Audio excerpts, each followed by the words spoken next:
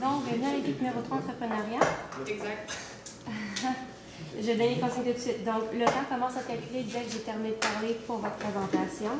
La durée de la présentation est entre 13 et 15 minutes et il y a une pénalité de 30 secondes, de 1 point à chaque, tranche de 30 secondes qui va soit dépasser ou être en moins dans le temps de votre présentation.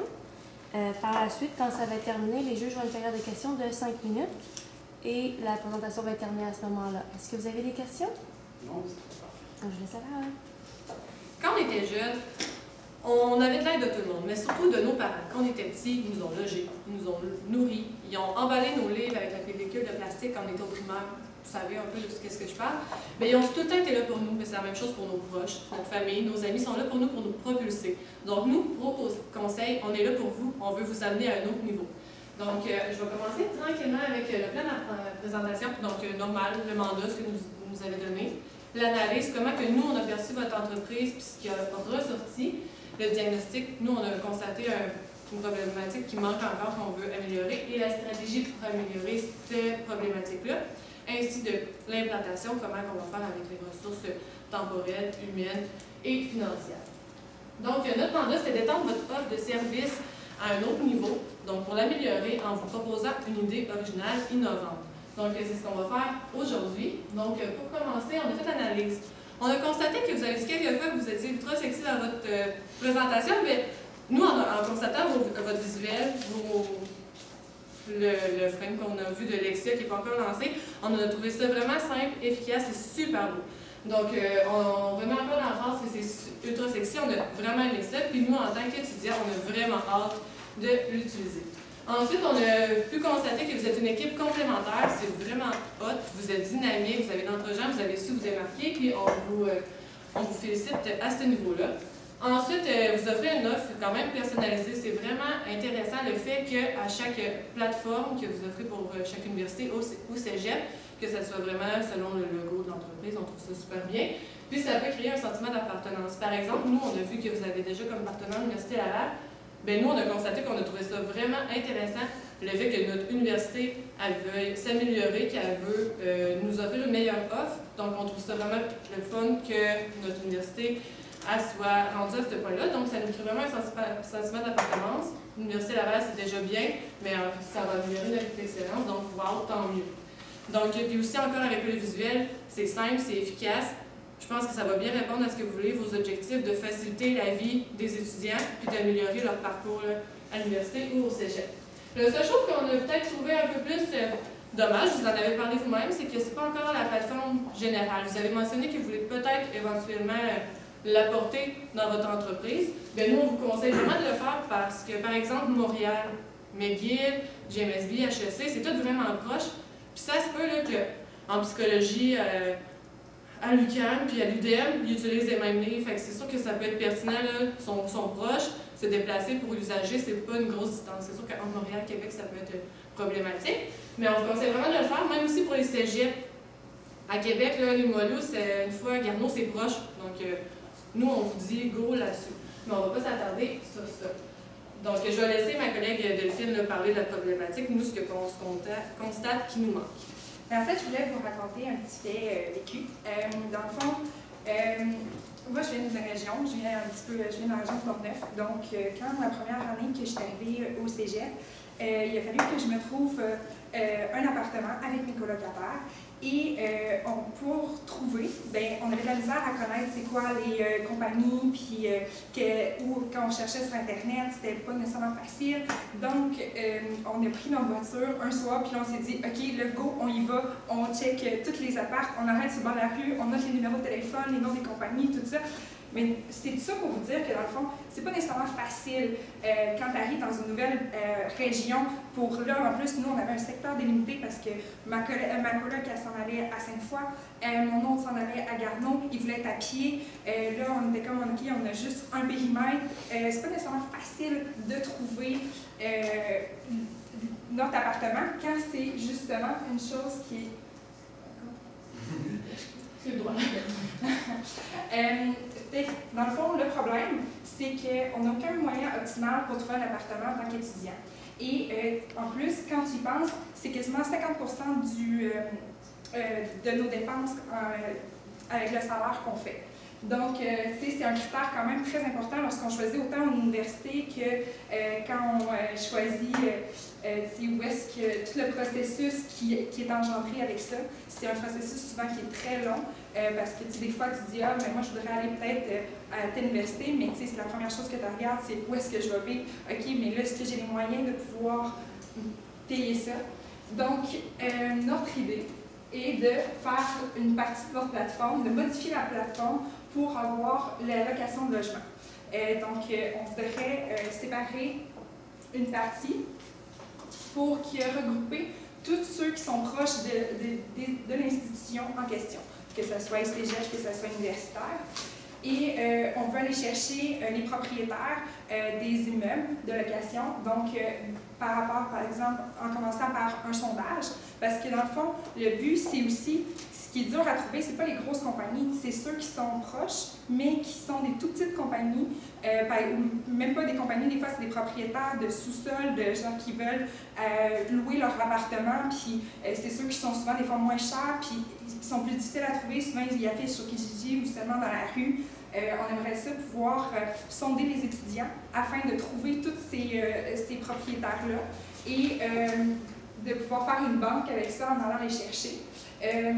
Aussi, durant la période comme en hiver, c'est la période où est-ce qu'il y a la plus grande, que justement il faut faire le renouvellement, donc qui est là le plus facile de voir les affiches pour faire la recherche, autant Internet que de plusieurs façons. Dans le fond, le but, ça serait qu'on s'adresserait aux étudiants, autant pour les étudiants qui viennent de sessions à l'étranger, que des fois, ils viennent de petites périodes, ce qui est encore plus difficile de trouver pour les sous-locations, autant les personnes qui partent à l'étranger puis il faut qu'ils absorbent le coût de leur logement durant leur temps qu'ils sont à l'étranger.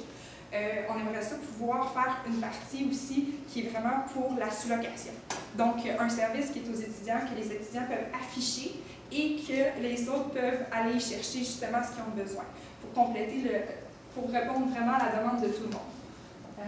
Aussi, il y en a plusieurs qui, comme moi, viennent, mettons, de région. Donc, ils veulent retourner dans leur coin. Donc, ils ne sont pas là, leur appartement est vide tout l'été. Puis, des fois, c'est un processus qui est quand même long pour pouvoir trouver par soi-même les personnes qui pourraient combler ton besoin. Donc, nous, on trouve que c'est vraiment une stratégie qui pourrait améliorer à 110% votre plateforme est déjà vraiment incroyable, mais vraiment l'apporter à un autre niveau. Donc, ça va vraiment respecter vos objectifs à vous, soit de faciliter la vie des étudiants, puis en même temps, avec les universités, cégep, c'est vraiment avec eux aussi convaincre que ça va bien marcher. Là, on se demande, mais là, comment on fait ça? Visuellement, ça va ressembler à quoi? Bien, nous, vous connaissez un peu le service du placement de l'Université Laval. Mais pour se connecter, il y a tout le temps l'employeur et nous, les étudiants, en tant qu'étudiants, pour se chercher un stage ou un emploi. Ce qui est super bien pratique, mais on veut offrir le même principe là, pour Lexia. Donc, côté gauche ou droit, là, peu importe, il y aurait votre service pour vendre, acheter le livre. Et de l'autre côté, il y aurait pour les logements. Le propriétaire pourrait se connecter, lui, comme un employeur, et l'étudiant pourrait se connecter, lui, en tant qu'étudiant, pour faire la sous-location. Si on pense au propriétaire, il y aurait le service pour afficher, donc il inscrit toutes les informations là, du logement, il affiche, il peut voir les statistiques, comment que de personnes visualisent mon offre. S'il y a beaucoup de visualisation, mais qu'il n'y a pas beaucoup d'appels, il y a peut-être un problème quant au prix de l'appartement, les conditions, l'emplacement. Donc, ça peut juste permettre en même temps aux propriétaires, vos partenaires avec qui vous allez faire affaire, de s'améliorer. Donc, vous pouvez leur apporter ça. Concernant les étudiants, eux, c'est super intéressant. Nous, on a fait comme un petit visuel là, à la vidéo presto. Comme là, on a pris le secteur de l'Université Laval, mais ça pourrait être la même chose là, à Montréal. Donc, chemin Sainte-Foy, Miran, il y a les cégep, Saint-Laurent, Garneau, Sainte-Foy. Et à proche de l'Université Laval aussi. Donc, ça serait le visuel. On pourrait prendre un peu comme sur Google Maps, l'icône orange de la petite personne qui bouge, puis le mettre sur la rue, fait qu'il pourrait voir de l'extérieur, ça a l'air de quoi, sans nécessairement se déplacer. Fait que quelqu'un du bas du fleuve qui vient étudier au cégep ou à l'université ici, parce que son programme ne se donne pas dans son coin, bien, il pourrait voir de quoi ça a l'air. Mais on veut aussi mettre l'image 360 aussi dans l'appartement. Ça va peut-être prendre un certain temps là, avant que les propriétaires s'adaptent. C'est sûr que normalement, c'est seulement des photos. Mais encore une fois, pour faciliter, là, pas besoin de se déplacer pour visiter des appartements. Tu le visites en temps réel là, sur Internet. Comment on veut que ça fonctionne? Donc, par différentes recherches. Évidemment, en tant qu'étudiant, on a souvent des situations précaires. C'est pas tout le monde qui se fait aider par leurs parents financièrement ou qui ne travaillent pas parce qu'ils vont faire, par exemple, un programme qui demande beaucoup de temps, donc beaucoup d'argent. Donc, on veut faire des recherches par prix, en premier lieu. Donc, sur la map, on verrait là, les prix pour le moins cher.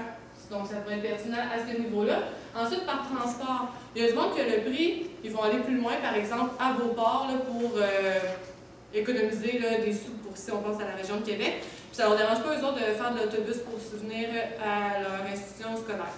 Par contre, il y a des personnes qui préfèrent le faire à pied, donc 15 minutes. Donc ça serait une façon là, pour pouvoir rechercher l'appartement qui convient selon où est-ce qu'on veut se diriger. Ensuite, aussi, on avait pensé à la recherche par colocation. Moi, je suis toute seule, mais je ne veux pas avoir un appartement. Un 3,5, ça coûte trop cher. Mais les étudiants qui cherchent un coloc ou deux, bien, il y aurait des affiches à ce niveau-là aussi. Fait que c'est super pertinent, ça permet encore une fois d'économiser et faciliter la vie en tant qu'étudiant. Donc, c'est comme ça qu'on implanterait le système au sein de Lexia.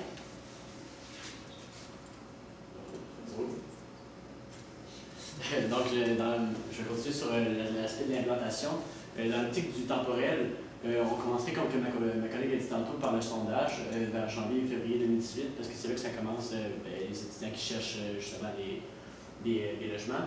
Puis, de mars à août 2018, ça serait les recherches plus approfondies sur les entrepreneurs d'immeubles, des trucs comme ça, qui en même temps ont commencé les négociations avec justement les compagnies immobilières. De septembre 2018 à août 2019, ce serait justement la continuité des négociations. On claire les contrats, on essaie d'avoir plus de contrats possibles avec plus de compagnies immobilières possibles. En même temps, vous avez, votre lancement de Lexia, donc ça vous permet d'avoir un petit peu de temps pour que tout fonctionne parfaitement, justement, vous assurer qu'il y a des petits problèmes, c'est réglé, puis la bonne continuité de Lexia, justement. Et de septembre à décembre 2019, serait l'élaboration de la plateforme, justement avec Spectrum. Et de janvier 2020, ce serait le lancement du côté de l'application recherche de logement. Ça tombe que c'est en même temps que le monde, la débutation d'hiver. Donc le monde va chercher leur livre, puis en même temps, à côté, ils ont le truc de logement qui commence bientôt à penser à avoir un logement. Donc, côté temps, ça tombe bien pour les étudiants. Côté de l'aspect des ressources humaines, premièrement, comme j'ai dit tantôt, vous êtes déjà affilié avec Spectrum Media. Donc, c'est eux qui ont commencé leur plateforme. Donc, dans la même optique, on garde Spectrum Media pour travailler sur la deuxième plateforme. Comme vous le dites souvent dans votre vous-même, vous êtes les meilleurs. Vous êtes des personnes dynamiques, vous êtes des personnes qui aiment ça parler, aller vendre votre produit et aller chercher des clients.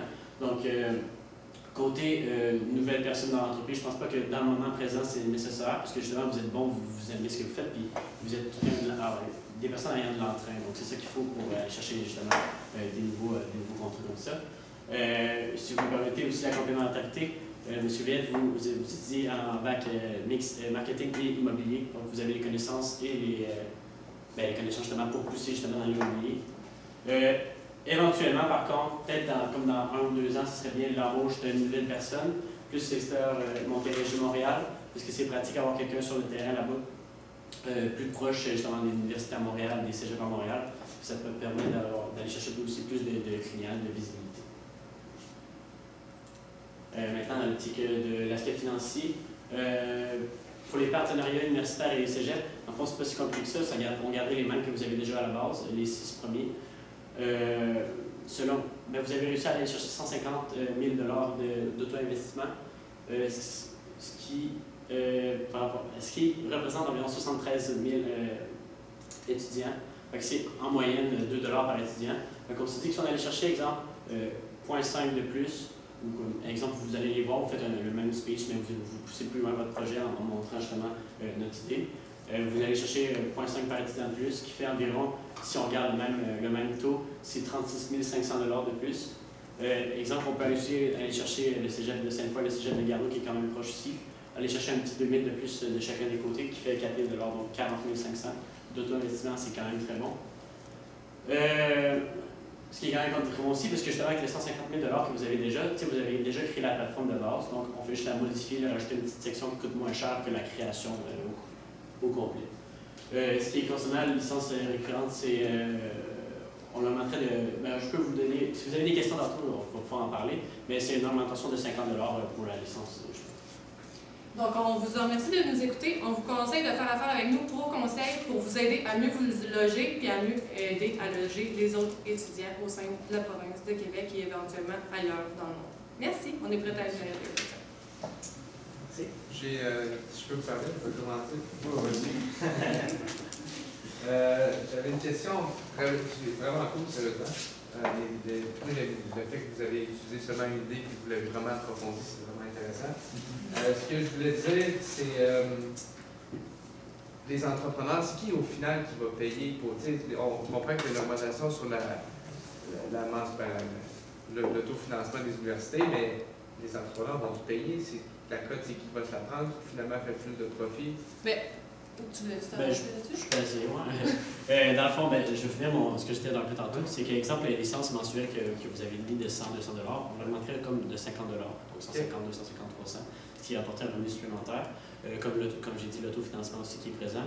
On avait peut-être pensé mettre une cote, exemple, de 1 ou 2 % des compagnies immobilières qui viennent faire affaire avec vous. Ça, je prendrais 2 % sur. Le prix du logement par mois. Mais justement, pas trop, parce qu'on ne veut pas monter le prix du loyer, parce que comme on dit depuis le début, que vous dites ici, c'est pour les étudiants qu'on fait ça, qu'on sait qu'ils n'ont pas beaucoup d'argent à la base. Donc, justement, on ne veut pas comme trop pousser pour aller chercher, pour qu'ils montent le prix. Si je peux m'avancer, c'est aussi quand les propriétaires, ils font déjà affaire à mettre des pancartes à l'extérieur, puis qu'ils gigent, c'est peut-être pas optimal, mais on veut pas qu'ils s'empêchent d'afficher avec vous à cause que vous prenez, par exemple, trop d'argent selon eux. Justement, moi, je me question à savoir si on est capable de rejoindre directement les étudiants. Il y a une grosse compétition en ce moment là, pour les propriétaires d'appartements, condos locatifs. C'est plein partout à Québec. C'est vraiment, il y en a beaucoup. Justement, est-ce qu'ils ne se chicaneraient pas pour être les premiers sur la plateforme? Puis nous, on ne pourrait pas aller chercher un modèle de revenu par rapport à ça en leur chargeant, par exemple, un certain montant par mois ou quelque chose du genre? Bien, c'est parce que nous, on ne connaît pas beaucoup le milieu de l'immobilier. Fait que, par exemple, toi qui étudies en immobilier, tu es peut-être mieux placé là, pour répondre à ta propre question. Mais ça va un consultant dire qu'il est pas bon quelque chose. Non, mais on est honnête envers nous-mêmes. C'est peut-être pas, tu sais, on pourrait se compléter avec d'autres partenaires, mais par exemple, nous, ce qu'on a perçu, c'est que c'est une map interactive. Fait que l'étudiant, tu sais, ils veulent se battre, oui, les propriétaires, mais en même temps, tu es sur la map, c'est selon que tu es situé où, puis selon ton prix. Après ça, c'est les étudiants qui décident. Fait que oui, vous pourriez comme charger un prix, mais ça reste encore à déterminer. C'était aussi le but d'aller chercher les petits, puis les petits nécessairement n'ont pas nécessairement le but justement d'aller chercher une cote. Ils n'ont pas justement s'ils affichent sur Kijiji ou s'ils affichent à des endroits comme juste une pancarte, c'est parce que des fois, ils n'ont pas les moyens de se créer un site puis de se créer la plateforme pour pouvoir afficher ça. C'était aussi ça le point. Excuse-moi, si je comprends bien, vous ne chargez pas pour mettre l'annonce, mais vous demandez un pourcentage sur le loyer. C'est ça? Genre 0,5, 0,25. Ben, de ce qui est moi, je rapporté, veux louer, moi je suis étudiante, je veux louer. Mais pour les étudiants, ça coûte rien. Non, c'est pas pour les. C'est ça, c'est vraiment pour les compagnies qui veulent afficher. Ok, donc ils ne vous payent pas de tarif pour l'afficher. Non, c'est ça. C'est vraiment la cote mensuelle, mais il y a plusieurs propositions à faire. On pourrait pousser l'idée encore plus loin, mais on voulait que ça coûte le moins cher possible. On s'est dit que avec le 50 $, par exemple, de plus pour les universités par mois pour utiliser, bien, ça pouvait peut-être vous apporter assez de revenus pour pouvoir gérer la plateforme mensuellement avec Spectromédia qui vous charge X montant qu'on n'est pas encore au courant. J'ai un gros challenge pour vous, parce que je sais bien que vous soyez aller all-in dans une idée, c'est risqué. Ouais. OK? C'est sûr que ça vous perdez pas de temps, généralement, est flatté, là, ils se débrouilleront, ils vont entrepreneur qu'on soit vraiment pas, il faut se battre, là, mais le problème, c'est que c'est une compagnie pré-revenu. OK? Puis là, ce que vous demandez, c'est bien qu'il y ait un échéancier, etc. J'aime vraiment ça, c'est précis. Par contre, l'investissement que ça demande pour modifier la plateforme, c'est beaucoup d'argent. Oui, ils vont générer des revenus, mais c'est-à-dire potentiellement beaucoup d'investissements par rapport à ce qu'ils ont fait. Le temps qu'ils mettent en développement, c'est du temps qui ne passe pas sur autre chose pour développer la plateforme. Et surtout, là, vous demandez à passer à l'action directement avec un sondage. Et comment vous y prenez un sondage et savez-vous combien ça coûte? Par exemple, avec les LG. Ben, en fait, Sachant qu'ils sont pré-revenus, ils ont déjà tout mis dans la plateforme. Il faut aller payer ça, là, si tu veux que ce soit bien. Oui, tout à fait. en partie, le sondage, on avait pensé à partir de l'université d'aller dans les universités, comme avec les courriels de l'université, pour essayer de publier le sondage. Ben, vous savez, là, tous les courriels qu'on a reçus à l'université, Oui. au cégep, ben, au cégep, c'est beaucoup moins, par exemple, mais on voulait créer le sondage. C'est un sondage très simple, ça pouvait être vraiment pas compliqué. Puis, avec les universités que vous faites déjà partenaires, puis cégep, donc 6, ben, avec eux, il y en a dans plusieurs régions, ben, ça l'envoie à tous les étudiants. Donc, ils ont toute la possibilité. Donc, c'était combien d'étudiants, 75 000? Vous avez accès, c'est pas simple en ce temps-là. Faut Bien que sûr, vous ayez Mais c'est parce qu'on a- l'approbation de l'institution. Mais c'est ça, mais on mais- connaît pas vos contrats avec les institutions, c'est pour ça qu'on voulait pas s'avancer à ce niveau-là, malheureusement. C'est pas ça là-dessus. Ça, c'est un gros gars. J'aurais une question au niveau de votre agenda, dans le fond, si je comprends bien, quelle que soit la forme, votre nouvelle ajout, les revenus commenceraient seulement en janvier 2020. Ouais. Dans le fond, ben, on avait pensé par... Vous savez, la plupart des logements, c'est de juillet à... Oui, de juillet. Mais si je vois bien, votre lancement, c'est dans 2 ans. Ben, c'est le temps de conception, le temps du sondage, le temps de conception, puis c'est aussi le temps de se concentrer sur l'exia le début. Faut pas partir les deux en même temps, puis de partir mal les deux en même temps. Fait que, Vous comprenez le concept d'un start-up? Il n'y a pas d'argent. Il faut valider le marché assez rapidement. Fait que vous leur demandez, dans le fond, d'attendre 2 ans. C'est ça ma question. Mais dans le fond, avec les revenus qui vont se faire avec l'exia de septembre 2018, on voulait prendre un peu de cet investissement